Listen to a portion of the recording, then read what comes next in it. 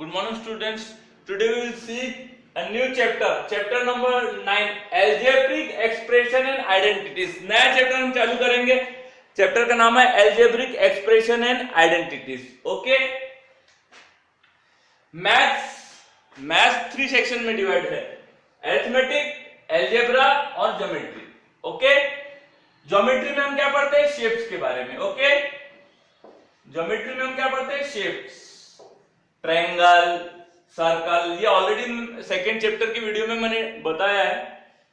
और अरिथमेटिक में हम क्या करते हैं? नंबर 0 से लेके 9 डिजिट है, ये यूज होता है. सिर्फ 0 से लेके 9 ये 10 डिजिट यूज होता है, यानी सिर्फ नंबर्स. अरिथमेटिक में क्या होता है? सिर्फ नंबर्स होते हैं. और अलजेब्रा में 0 से लेके 9 तक नंबर्स, इसके साथ A से लेके Z तक अल्फाबेट भी यूज होते हैं. ठीक है. इसमें numbers as well as alphabet, जिसे वेरिएबल्स बोलते हैं. क्लियर. अरिथमेटिक में ओनली नंबर्स, अलजेब्रा में नंबर्स प्लस वेरिएबल्स और ज्योमेट्री में शेप्स. ओके. ये होता है. Now algebraic expression and identities. तो एक्सप्रेशन क्या होता है? Okay. You are familiar with this 2xy plus 3. This is called an expression. ये एक्सप्रेशन है. ठीक है. इक्वल टू अगर कुछ है तो ये क्या बन गया? This is equation. ये इक्वेशन बन गया. क्यों इक्वेशन है? क्योंकि इक्वल टू है. अब हम इस चैप्टर में इक्वेशन की बात नहीं करेंगे, हम क्या करेंगे? सिर्फ एक्सप्रेशन की बात करेंगे. तो एक्सप्रेशन में इक्वल टू नहीं रहता. बस ये हो गया. क्या हो गया? This is called an expression. Okay.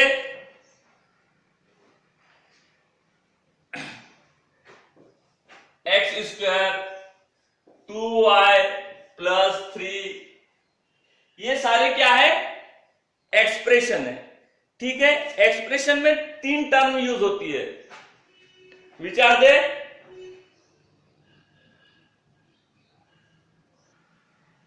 Expression में 3 थिंग्स होती है. ये क्या है? Terms, factors and coefficient. ये मैं आपको एक्सप्लेन करता हूं टर्म्स क्या होती है. ओके. टर्म्स जैसे 2xy माइनस 5. यहां क्या लिखा है? 2xy minus 5. टर्म्स क्या होती है? Terms are added to form expression. Okay. Terms को हम ऐड करते हैं. तो यहां पर टर्म कौन सी है? ये फर्स्ट टर्म है और ये सेकंड टर्म है. ओके.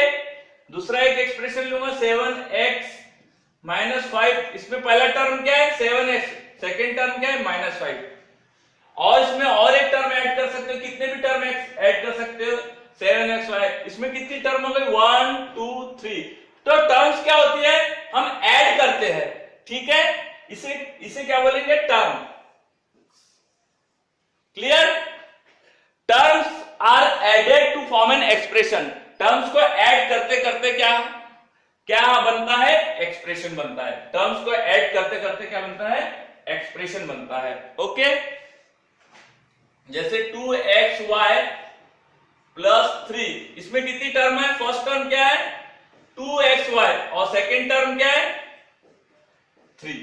एक और एक्सप्रेशन लेता हूं 7x माइनस 5. इसमें फर्स्ट टर्म क्या है? 7x और सेकेंड टर्म क्या है? माइनस 5 है. माइनस 5, ये माइनस 5 है. Okay. This are called terms. ठीक है. टर्म्स समझ गया आपको. Now factors.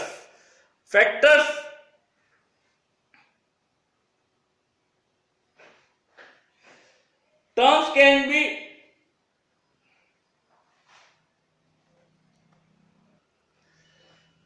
ये टर्म हो गई 2xy 3. तो टर्म्स किससे बनती है? टर्म्स बनती है फैक्टर्स से. किससे बनती है? फैक्टर्स से. देखो इस इक्वेशन में 2xy ये क्या है? टर्म है. तो ये किससे बनी है? 2 से, x से और y से। तो ये terms are product, terms are product. Okay, term किस बनी है? ये 2xy, तो ये 2 और ये x और ये y क्या है? फैक्टर्स है। क्या है? फैक्टर्स है। क्लियर? 2xy क्या है? फैक्टर्स है। Terms can B form by factors. Terms किससे बनता है? फैक्टर से। टर्म क्या है? 2xy, तो इसमें क्या क्या फैक्टर हो गए? 2 हो गया, x और ये y फैक्टर हो गया। क्लियर? ये टर्म समझ गया, फैक्टर समझ गया। Now coefficient. Okay, now coefficient जो न्यूमेरिकल वैल्यू रहती है उसे क्या बोलेंगे हम? Coefficient. Okay, see this.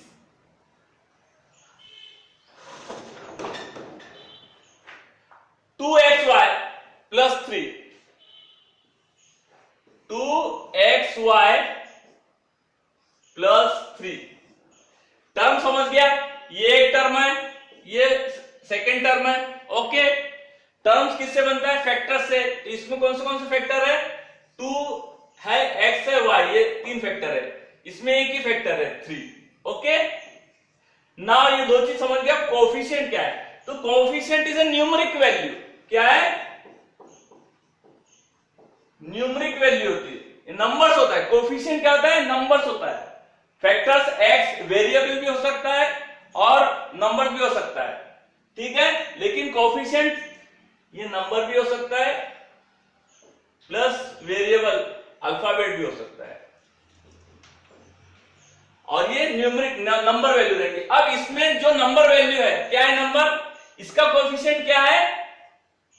Her term का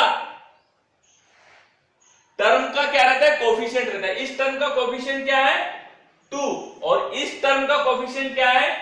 3। जो नंबर होता है वो क्या होगा? कोएफिशिएंट होगा, ठीक है। दूसरा एक और मैं एग्जांपल लेता हूं। 7x स्क्वायर माइनस 5, इसमें कितनी टर्म है? टोटल टर्म्स कितनी है? 2, 1 और 2 टर्म्स है। ओके, फैक्टर्स क्या है? 7x स्क्वायर के फैक्टर्स क्या है? 7 और x।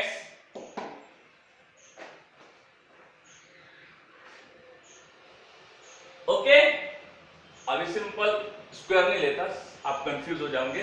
7 और x फैक्टर है, और कोएफिशिएंट क्या है? हमारे पास दो टर्म है, तो 7x का ये फर्स्ट टर्म का कोएफिशिएंट क्या है? 7 है। ओके, और -5 का कोएफिशिएंट -5 है। इसमें नंबर -5, इसका कोएफिशिएंट क्या है? नेगेटिव नंबर हम लेंगे, माइनस साइन लेंगे, तो इसका कोएफिशिएंट क्या है? -5। क्लियर?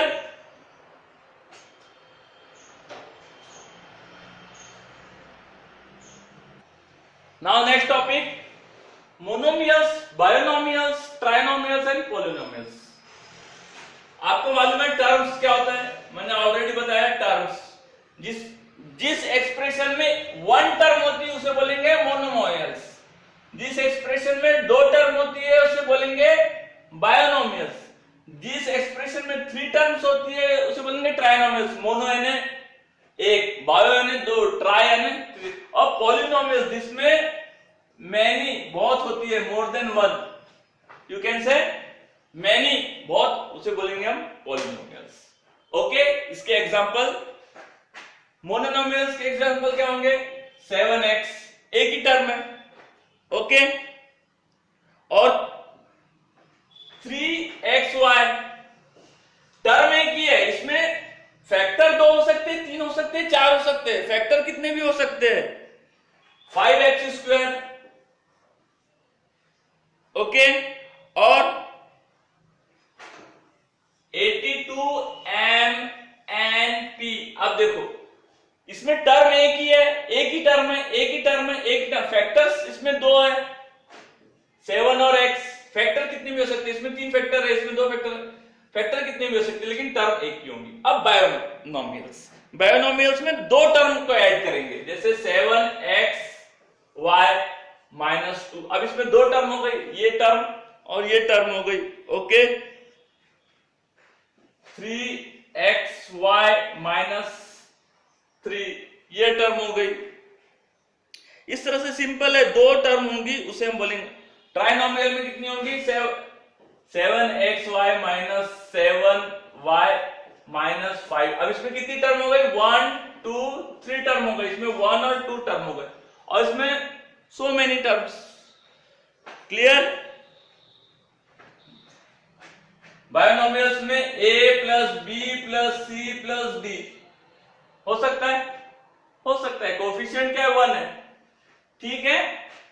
हमेशा याद रखो कि कोफिशिएंट नॉन जीरो होना चाहिए, ऐसा नहीं चलेगा।